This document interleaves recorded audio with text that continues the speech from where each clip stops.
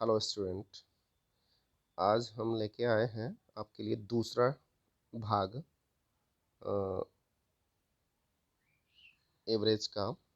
Second भाग चलेगा आज, जिसमें कि कुछ महत्वपूर्ण क्वेश्चन हैं जो कि एग्ज़ाम में पूछे जाते हैं। तो आप लोग ध्यान दीजिएगा क्वेश्चन पे कि किस प्रकार का क्वेश्चन है। ठीक है, तो मेरे जो स्टूडेंट हैं, मैंने सभी लोगों को ये सब सारे क्वेश्चन पढ़ाए भी हैं, बट आप लोग ये सारा क्वेश्चन एक बार फिर से रिवाइज कर लीजिए। मुझे पता है कि आप सभी को आ रहा है, लेकिन फिर भी आप इसे ज़रूर देखें और इसको पूरा ध्यान से नोट भी करें और सॉल्व भी करने की कोशिश करें। ठीक है, चलिए चलते हैं क्वेश्चन की तरफ। जिसमें पहला क्वेश्चन आप लोगों ने देख देख देख रहे होंगे आप लोग कि प्रथम 75 प्राकृतिक संख्याओं का औसत कितना होगा। अब देखिए, मैंने आप लोगों को भाग 1 में बताया था एक फार्मूला कि एवरेज बराबर होता क्या है। तो मैंने बोला था फर्स्ट प्लस लास्ट बाई 2 होता है एवरेज। ये बताया था, याद होगा आप लोगों को। ठीक, तो इसी बेस पे हम इस सवाल को भी सॉल्व करेंगे। ठीक है, क्योंकि संख्याएं क्या है, क्रमागत हैं, इसलिए हम ये फॉर्मूला इस्तेमाल कर सकते हैं। चलिए, पहली संख्या 1 होगी क्योंकि प्राकृतिक संख्या कहाँ है, और लास्ट संख्या जो दी गई होगी वही होगी। 2 से भाग करना है। 75 एक हो गया 76, और 76/2, और 76 को जब हम 2 से काटेंगे तो कितनी बार में कटेगा, 38 बार में। यानी ऑप्शन नंबर फर्स्ट हमारा राइट आंसर हो जाएगा। ठीक है, चलिए नेक्स्ट क्वेश्चन पे चलते हैं। देखिए, अब वहाँ पे दिया था कि आपको ज्ञात करना था औसत। अब पर यहाँ पे जो ज्ञात करना है वो ज्ञात करना है योग। ठीक है, ध्यान दीजिएगा, सेम चीज़ वही होगा। योग बराबर भी क्या होता है, अगर आपसे पूछा जाए कि योग बराबर क्या होता है, तो आप तुरंत कहेंगे first plus last by 2 into total number. इस तरह से आप फार्मूले को इस पे रखेंगे, सवाल को रखेंगे फार्मूले को। अब रखेंगे कैसे,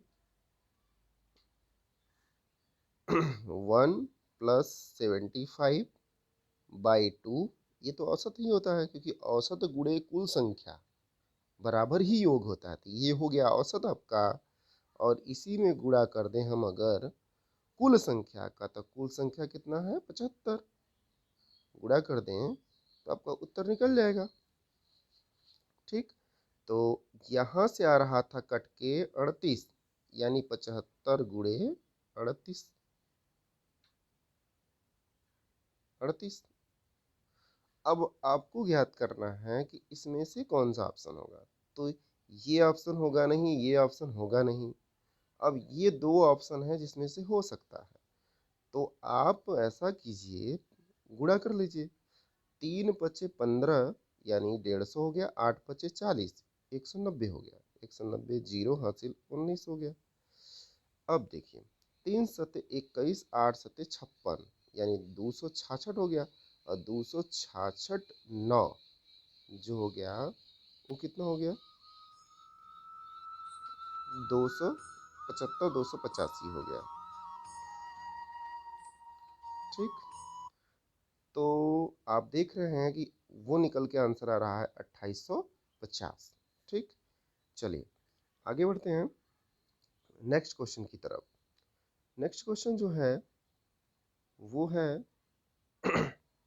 प्रथम 60 विषम संख्याओं का औसत ज्ञात करें।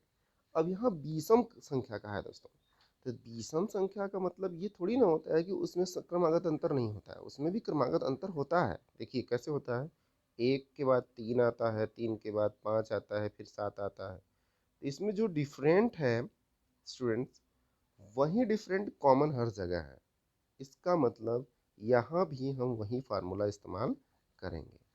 तो 1 प्लस, अब यहाँ 60 दिया है, देखिए 60 विषम संख्या, तो 100 119 लास्ट वाली संख्या होगी। क्या होगी?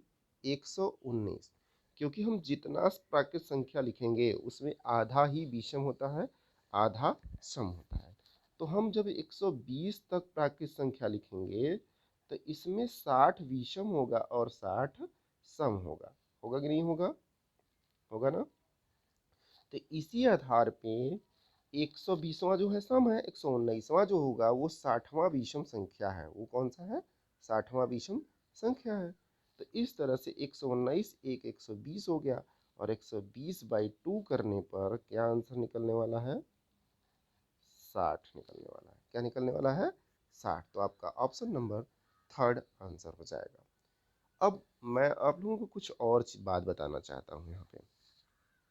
जैसे लिखा है प्रथम 60 विषम संख्या, तो ये मान लीजिएगा अगर ऐसा लिखा होगा 60 विषम संख्या, तो आपका वही औसत होता है। क्या होता है? वही औसत होता है। परंतु अगर कहे 60 तक विषम संख्या, तो इसका आधा आपका औसत होता है। क्या होगा? क्योंकि तक लगा दिया, यानी 60 तक में अब हमें पता होगा कि 30 सम होता है, 30 विषम होता है। ठीक, तो इस तरह से कितना हो जाएगा? तब 30 हो जाएगा। ठीक है, चलिए अगले क्वेश्चन पे चलते हैं, नेक्स्ट क्वेश्चन पे। अब अगला क्वेश्चन जो है वो इस तरह से है, प्रथम 60 तक की विषम संख्याओं का औसत ज्ञात कीजिए। लीजिए, अभी मैंने बताया जस्ट आप लोगों को, लेकिन हल करने का तरीका मैं बताता हूँ। 1 प्लस, अब जो 60 तक में 59 विषम होगा, 60 तो होगा नहीं विषम, तो हो जाएगा बाई 2, यानी 59 एक 60 बाई 2 करने पर क्या निकल रहा है? 30। आपका हो गया आंसर 30। और मैं यही बताया था ना कि तक अगर शब्द लगाया गया हो तो उसी का आधा हो जाता है क्या? औसत। ठीक, चलिए नेक्स्ट क्वेश्चन पे चलते हैं। अब अगला क्वेश्चन है, प्रथम 100 सम संख्याओं का औसत कितना है? प्रथम 100 सम संख्या।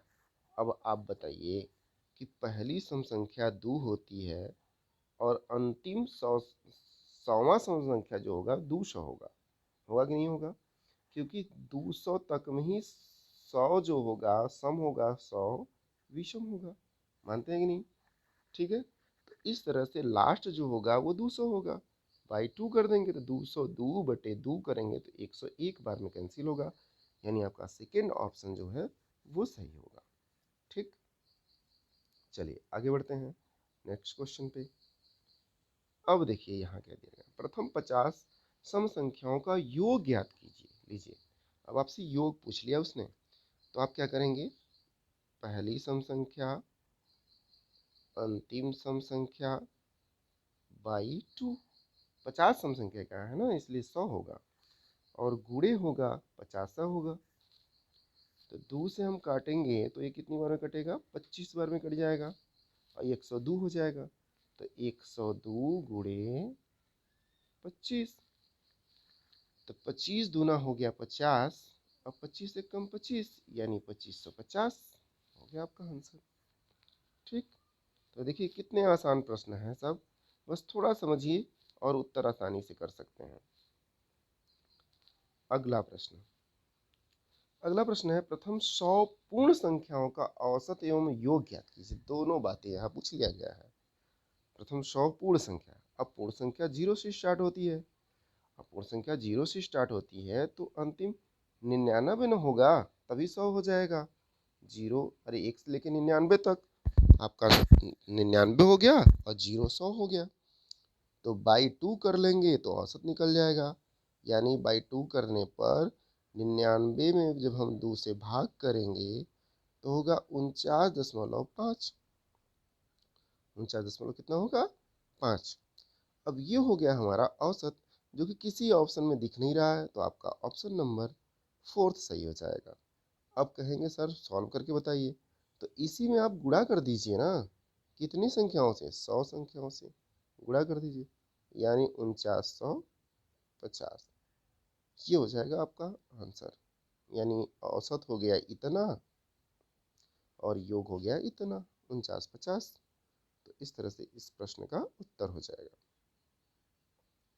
चलिए अगले प्रश्न पे चलते हैं। नेक्स्ट जो है वो है, देखिए यहाँ यदि सात क्रमागत संख्याओं का औसत 33 हो तो इनमें से सबसे बड़ी संख्या कौन होगी। अब 33 कहा है आपसे क्रमागत संख्या, औसत कहा है, तो 3 इधर ले लीजिए 3 इधर ले लीजिए, धमाकेदार ट्रिक, इससे बढ़िया कौन होगा। अब ध्यान दीजिए यहाँ पे जो है कि 33 इधर हो गया तो सबसे बड़ी कहा है ना, 33 के बाद कौन होगा, 34, 35, 36, तो आपका ऑप्शन नंबर सेकंड हो जाएगा आंसर। ठीक है, तो इस तरह से ये टॉपिक यहीं पे खत्म होता है। ठीक।